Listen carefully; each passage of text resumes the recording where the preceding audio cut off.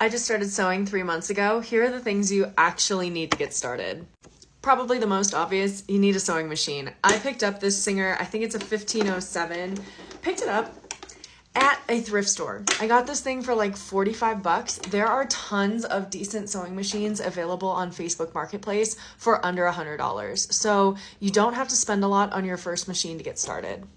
I have a tendency to jump into hard projects right away. I did the same exact thing with knitting, but some good easy projects to start with might be a good idea. There are plenty of basic patterns out there for beginners, and I'm happy to even recommend some. You're gonna need pins or clips. I like to use clips, but I also keep pins on hand depending on what I am trying to sew.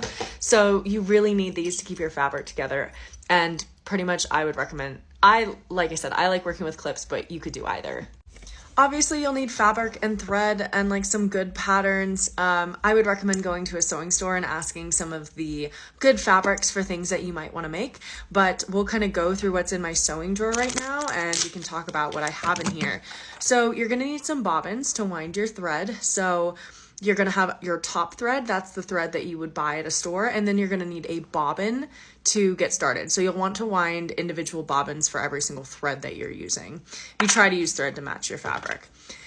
I have a rotary cutter. You probably don't need this, but you do need a pair of dedicated fabric scissors. So I have a pair of fabric shears. They're pretty nice.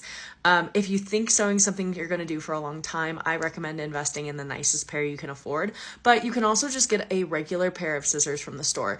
Just make sure you're only using it on fabric so it doesn't get too dull.